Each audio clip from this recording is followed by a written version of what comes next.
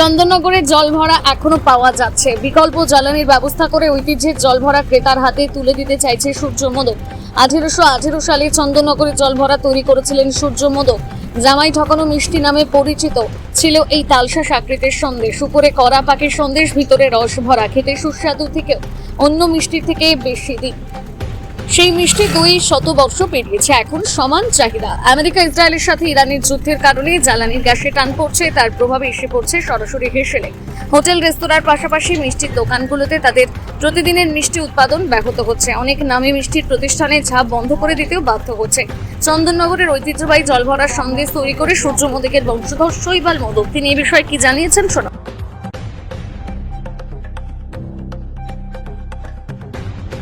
সূর্য মোদকের জল ভরা, এই যে যুদ্ধের জন্য যে গ্যাসের সমস্যা, তাতে কতটা আঁচ পড়েছে, আপনারা কিভাবে এটা সামাল দিচ্ছেন?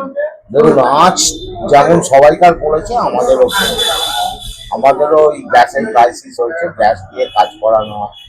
আমাদের স্টকে যেটুকু গ্যাস ছিল, আমরা প্রোডাকশনটাকে একদম কমিয়ে দিয়েছি, 25% করে দিয়েছি টোটাল প্রোডাকশনটা, দিয়ে যে কদিন ওই চালানো যায় আর কি। কারণ আমার এই ব্যবসাটার উপর শুধু আমার পরিবার, আমার সংসার তো ডিপেন্ড করে না।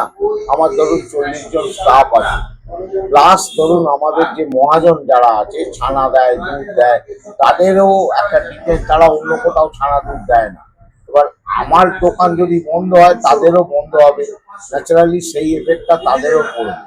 শুধু যে দোকানদার মরবে তা নয়, তার সাথে অন্তত 200-250 লোকেরও এফেক্ট হবে, পেটে টান পড়বে। এখন আমাদের যেটা সবচেয়ে চিন্তা, কোভিডের সময়ও আমরা এই মোকাবিলা করেছি, যতটা সম্ভব এটাকে চালু রাখার চেষ্টা করছি। চালু রাখলে আমার যাতে সব কিছু চালু থাকে আর কি, কর্মচারীদের বলুন বা আমার যারা মহাজন আছে, তাদের যাতে ব্যবসাটা একটু চালু থাকে, সেই চিন্তাধারা থেকেই আমরা এটাকে যতটা সম্ভব চালু রাখার। বিকল্প পথটা কি ভাবছেন? বিকল্প পথ মানে এখন তো সরকার একটা 1 মাসের জন্য ছাড় দিয়েছে ডিজেল এবং কেরোসিনের। কেরোসিন তো পাওয়া যায় না অমিল, জানি না ডিজেল আবার কতদিন পাওয়া যাবে, আবার ডিজেলেরও ক্রাইসিস হয়ে যাবে। তা আমরা ওই একটা ডিজেল উনুন ইনস্টল করছি, এখনো হয়নি, করে নেবো 2-1 দিনের মধ্যে। আমরা তখন ডিজেল দিয়েই যতটা পারবো চালাবো। আর যেটুকু গ্যাস পাবো, মানে ধরুন ডিলারকে তেল মেরে যদি একটা সিলিন্ডার পাই, 2 সিলিন্ডার পাই, তাই দিয়ে কাজ করবো। আর এর বেশি তো আমাদের হাত পা বাঁধা। আমরা হচ্ছি ছোট ব্যবসাদার, আমাদেরকে কেউ পোষে না, আমাদেরকে কেউ পাত্তা দেয় না। আমার যে আপনাদের তো অ্যাসোসিয়েশন আছে, অ্যাসোসিয়েশন কি করবে এক্ষেত্রে? অ্যাসোসিয়েশনের কিছু করার নেই। আমি তো অ্যাসোসিয়েশনের সেক্রেটারি, অ্যাসোসিয়েশনের তো কিছু করার নেই। ব্যবসাটাকে তো বাঁচাতে হবে। ব্যবসাকে বাঁচাতে গেলে এখন সরকার হাত তুলে দিয়েছে, আমরা গ্যাস দেবো না। কমার্শিয়াল গ্যাসের 95% কনজিউম করে সারা ইন্ডিয়াতে রেস্টুরেন্ট অ্যান্ড মিষ্টির দোকান। এদের যদি মালটা না নিতে দেয়, কমার্শিয়াল গ্যাস সারপ্লাস হয়ে যাবে। যদি গভর্নমেন্টের ঘরে কমার্শিয়াল গ্যাস থাকে, আদৌ গভর্নমেন্ট বলছে যে আমাদের কোনো ক্রাইসিস নেই, সেটা কতটা সত্যি সেটাও ভাবতে হবে। যদি গভর্নমেন্টের ঘরে যদি কমার্শিয়াল গ্যাস থাকে আর যদি এদের না দেয় রেস্টুরেন্ট এবং মিষ্টির দোকানকে, তাহলে কিন্তু গভর্নমেন্টের কমার্শিয়াল গ্যাস রাখার জায়গা পাবে না। একটা এভাবে যে ধরুন ছোট দোকানও 4-5টা করে গ্যাস যদি খরচা হয়, তাহলে এবার ধরুন ওয়েস্ট বেঙ্গল লাগে, আমার 5টা লাগে ডেলি, এখন একটাতে কোনো রকমে কাজ করছি। জল ভরা সন্দেশ কি পাওয়া যাবে? জল ভরা সন্দেশ আমরা চেষ্টা করবো শেষ অব্দি জল ভরা সন্দেশটাকে টিকিয়ে রাখা, এটা যাতে অন্য সব আইটেম বন্ধ যদি হয়ে যায়, আমাদের জল ভরাটা পাওয়া যায়। জল ভরাটা বলে অনেক দিন নাকি থাকে, সেটাও কি একটা প্লাস পয়েন্ট হবে এই সময়? অনেকদিন থাকে না, এই গরমে হয়তো 3-4 দিন কড়াপাক করলে 3-4 দিন থাকবে। এখন রসের মিষ্টি তো নষ্ট হয়ে যায়। রসের মিষ্টি তো প্রায় বন্ধই হয়ে গেছে, রসগোল্লা ছাড়া অন্য আইটেম কিছু হচ্ছে না। এই মোটা রসকদম এইসবগুলো আর দানাদার এসব আর প্রোডাকশন হচ্ছে না। এবার ডিজেলের যে উনুনের কথা বলছেন, সেটা ইনস্টল হয়ে গেলে জল ভরাটা পাওয়া যাবে। জল ভরাটা আমরা চেষ্টা করব যাতে পাওয়া যায়। এবং কর্মীদের কাজটাও যাতে বজায় থাকে। কাজটাও যাতে বজায় থাকে সেইটা দেখতে হবে, এবং মহাযন্ত্র বাঁচাতে এই গেলে পরিস্থিতির জন্য মিষ্টির দাম কি বাড়ছে? মিষ্টির দাম, হ্যাঁ মিষ্টির দাম এই পরিস্থিতির জন্য একটা সামান্য পার্সেন্টেজ হয়তো বাড়াতে বাধ্য হবো আমরা। এখনো বাড়াইনি। যদি এমনি ধরুন কমার্শিয়াল গ্যাসের যা দাম হয়ে গেছে, 2000 টাকা এমনি দাম হয়ে গেছে, তারপরে ধরুন আদার্স যদি সব কিছু মার্কেটটা বেড়ে যায়, তাহলে সব কিছুই তো পেট্রোলিয়াম প্রোডাক্টের উপর ডিপেন্ডেন্ট। পেট্রোলিয়াম প্রোডাক্টের দাম বাড়লে সব কিছুর দাম বাড়বে।